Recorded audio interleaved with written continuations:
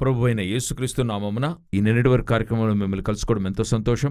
ఒక వాక్యాన్ని జ్ఞాపకము చేస్తాను.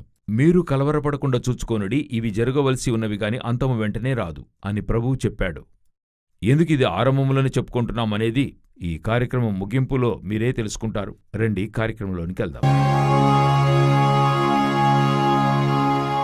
మొదటిగా ఈ యుద్ధములను గురించి చూడబోతున్నాం. ఈ యుద్ధం మరో ఘట్టానికి వెళ్తుందని అనేకసార్లు చెప్పున్నాం. ఇప్పుడు మొదటి ఫెయిల్యూర్ అంటే ఈ యుద్ధమన్నది కొనసాగుతుందన్నందుకు చాలా ముఖ్యమైన విషయం ఏంటని అడిగితే, హఠాత్తుగా ట్రంప్ చైనాకి వెళ్ళాడు. అయితే వెళ్ళినప్పుడు 10 ముఖ్యమైన వ్యాపారవేత్తలను తనతో కూడా తీసుకుని వెళ్ళాడు. ఇలాన్ మాస్క్ నుండి యాపిల్ సీఈఓ వరకు అందరినీ తీసుకుని వెళ్ళాడు. ఇది ఎందు నిమిత్తం అని చూసినట్లయితే ఈ యుద్ధములో వేరొక కార్యాన్ని తేవాలని ప్రయత్నం చేశాడు. అంటే ఈ యుద్ధములో ఇరాన్ చైనాకి మద్దతుగా ఉంది, చైనా ఇరాన్కి మద్దతుగా ఉంది. ఇద్దరూ డబ్బు బదిలీలు యువాన్ వారి చైనా డబ్బుతోనే చేసుకుంటున్నారు అనేది క్రితం చెప్పుకున్నాం. ఇప్పుడు ఈయన అక్కడికెళ్ళి ఏం చేయాలనుకుంటున్నాడు? ఇది ఎలాగైనా సుముఖముగా చేసి స్ట్రెయిట్ ఆఫ్ హార్మజ్ ని తెరిపించి, ఎందుకంటే అమెరికా వారి యొక్క ఈ ముఖ్యమైన కంపెనీస్ యాపిల్ ఇవన్నీ ఉన్నాయి కదా, వాటి యొక్క 90% చైనాలోనే జరుగుతూ ఉంది. ఇలాన్ మాస్క్ ప్రపంచంలోనే అతిపెద్దదైన ఇలాన్ మాస్క్ వారి టెస్లా ఫ్యాక్టరీ ఎక్కడ ఉందని అడిగితే చైనాలోనే ఉంది.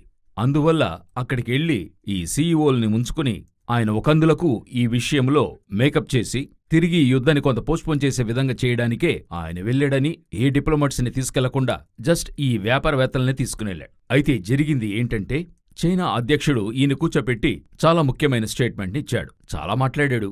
అందులో మనకి ఈ యుద్ధానికి అవసరమైన ముఖ్యమైన స్టేట్మెంట్ ఏంటని అడిగితే, ఒక్కొక్క అగ్రరాజ్యం అంతానికి వస్తుంది, ఇది చైనా అధ్యక్షుడు చెప్పింది. ఒక్కొక్క సామ్రాజ్యం ముగింపుకొస్తుంది. అదేవిధంగా అమెరికా యొక్క డైనాసిటీ కూడా ముగింపుకొస్తుంది.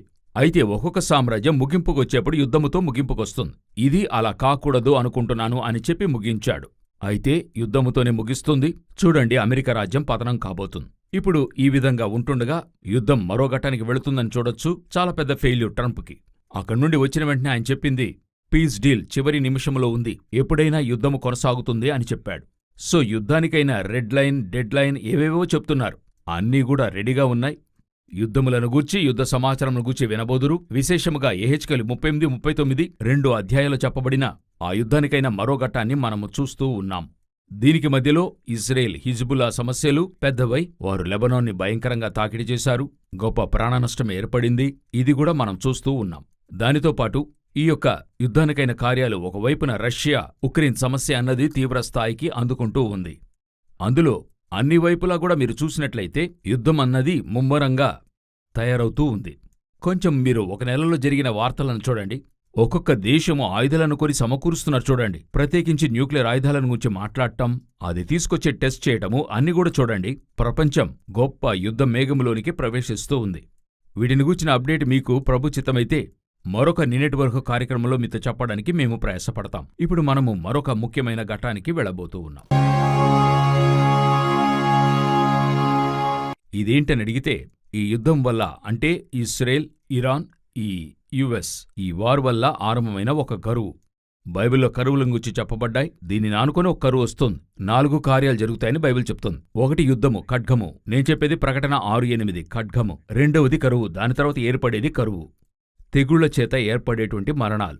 చివరిగా భూమిలో ఉండే క్రూర మృగముల వల్ల ఏర్పడే కార్యమని మనం చూస్తున్నాం. ఇప్పుడు బాగా గమనించినట్లయితే యుద్ధాన్ని గురించి చూసామా? ఈ యుద్ధ ఆరంభం వల్ల ఏర్పడుతున్న పరిణామం ఏంటని చూస్తే కరువు. గొప్ప కరువు ఎందువల్ల ఏర్పడుతుందన్నట్టయితే, ఈ చమురు రాకపోవడం వల్ల మాక్సిమం ఈ ఆయిల్ అడ్డుపడింది స్ట్రెయిట్ ఆఫ్ హార్మజ్లో ఆగడం వల్ల. దాని పర్యవసనముగా ఒక్కొక్క దేశం ఒక గొప్ప ఆర్థిక సంక్షోభములో చిక్కుకుంటుంది. అంటే $65 ఉండిన ఆ బ్యారెల్ అట్లే కొంచెం కొంచెంగా పెరిగి ఈరోజు 110 నుండి 112 వరకు పెరిగింది. అతి త్వరలో జూలై నెలలో $200 పెరిగే అవకాశముందని చెప్తున్నారు. ఇండియాలో మాత్రమే ఈ యొక్క కార్యక్రమం నమోదు చేసేంతవరకు 3 సార్లు పెట్రోల్, డీజిల్ వెల పెరగడమయ్యింది. అది ఇంకా పెరుగుతుందని వారు చెప్తూ ఉన్నారు. కేవలం పెట్రోల్, డీజిల్ మాత్రం పెరుగుతుందా అంటే కాదు, ఇంకొక ఆయిల్ ఉంది. అంటే ఎడిబుల్ ఆయిల్. మనం వంట చేసే నూనెలన్నీ వెలలు విపరీతంగా పెరుగుతూ ఉన్నాయి. ఇవన్నీ కూడా పెరిగే కొద్దీ ఆటోమేటిక్గా రెస్టారెంట్స్లో వెలలెక్కుతాయి, ఆహార వస్తువుల ఖరీదు పెరుగుతుంది, అన్ని కూడా ఎక్కుతూ ఉన్నాయి. సో ఒక గొప్ప కొరత, ప్రపంచమంతటికైనా కరువు. ఇది నేను చెప్తే మీరు వేరేలాగనుకుంటారు. మన యొక్క ప్రధానే ఇప్పుడు నెదర్లాండ్, పోలాండ్ అంతటికి వెళ్ళాడు కదా. అక్కడ ఆయన నెదర్లాండ్ ప్రాంతానికి వెళ్ళినప్పుడు వారు చెప్పిన మాట ఏంటంటే, విపత్తుల దశాబ్దం వస్తుంది. అంటే దశాబ్దం అంటే 10 సంవత్సరాలు. తిరుగులేని పేదరికానికైన 10 సంవత్సరాలు, పావర్టీ డెకేడ్ అని చెప్తున్నారు. దాని అర్థమేంటంటే కోవిడ్, దాని తర్వాత యుద్ధం, అటు తర్వాత ఇప్పుడు తలెత్తే ఈ ఆయిల్ సమస్యలు, ఇవన్నీ కూడా చేరి ఏం చేస్తున్నాయని అడిగితే తర్వాత వచ్చే 10 సంవత్సరాలు చాలా మోసమైన పరిస్థితిలోకి నెట్టబడతాం అని వారు చెప్తున్నారు. ఆర్థిక నిపుణుల నుండి అంతమంది కూడా ఇదే చెప్తూ ఉన్నారు. ఖర్చులు తగ్గించండి, ఇంకేవేవో కూడా వారు వీటికైన కార్యాలు చెప్తూ ఉన్నాగాని వారు ఒకటి చెప్తున్నారు, మనం కొరతలోకి అడుగుపెట్టాం. ప్రపంచము కరువు యొక్క కాలంలోనికి వెళుతూ ఉంది. అయితే ఈ కరువు అన్నది ఏ దేశానికి ఎటువంటి కరువు అంటే, ఇప్పుడు మనకి ఆయిల్, దీనికి సంబంధించిన మరి ఇంకా ఫెర్టిలైజర్స్ అంటే ఎరువులు, దానితో పాటు ఎడిబుల్ ఆయిల్, ఇటువంటి కార్యాలు కొరత పడుతున్నాయి కదా. సౌదీ అరేబియా వంటి దేశాల్లో ఆయిల్ సమస్య లేదు, అయితే వారికి నీటి సమస్య ఉంది. ఈ రోజు ఒక్కొక్క దేశానికి ఇటువంటి సమస్య ఉంది. సుడాన్, ఇథియోపియాలో అంత చూస్తే ఇథియోపియాలో ఎన్నో లక్షల మంది ఆహారం లేక మరణించే పరిస్థితిలో ఉన్నారు అని చెప్తున్నారు. సుడాన్ గురించి మనం ముందుగా చెప్పుకున్నాం. ప్రపంచమంతటా కొరత, ధరల పెరుగుదల. ప్రభు చెప్పినట్టే అన్నీ కూడా మన కంటికి ముందరగా సంభవిస్తూనే ఉన్నాయి.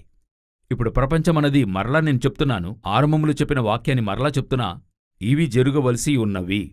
అప్పుడు ఈ కరువు యుద్ధాలొచ్చినప్పుడు ఇవి జరగవలసి ఉన్నవి అని చెప్తున్నారు. అయితే బైబిల్ చెప్తుంది, కలవరపడకుండా చూచుకొనుడి. ఎలా మనము కలవరపడకుండా చూచుకునేది అని అడిగినట్లయితే, ఆయిల్ సమస్య ఉంది, పిండి సమస్య ఉంది. అంటే ఇప్పుడు మనకి ఆహార సమస్య ఉంది, ఎంతో మోసముగా పెరుగుతూ ఉన్నాయి సుడాన్, ఇథియోపియాలో. అయితే బాగా గమనించండి, ఇటువంటి ఒక సమస్య ఇశ్రాయేల్లో వచ్చినప్పుడు ఏలియాతో దేవుడు చెప్పింది, నువ్వెళ్ళి సారెపతి విధవరాలి ఇంట ఉండు, అక్కడ పిండి నూనె నీకు తక్కువ కాదు.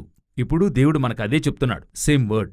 మిమ్మల్ని మీరు దేవుని వైపుగా చూస్తున్నప్పుడు, దేవుణ్ణి విశ్వసిస్తున్నప్పుడు ఈ చుట్టూ జరిగే కార్యాలను చూడొద్దు. మిమ్మల్ని దేవుడు పోషించడానికి శక్తిమంతుడై ఉన్నాడు. మన తండ్రి అయిన దేవుడు 6 లక్షల పురుషులకు 40 సంవత్సరాలు అరణ్యములో పోషించిన దేవుడు. ఆయన నిశ్చయం ఈ కరువుల మధ్యలో, యుద్ధముల మధ్యలో మనల్ని కాపాడతాడు. దీనికే సిద్ధపడండి అంటున్నాం.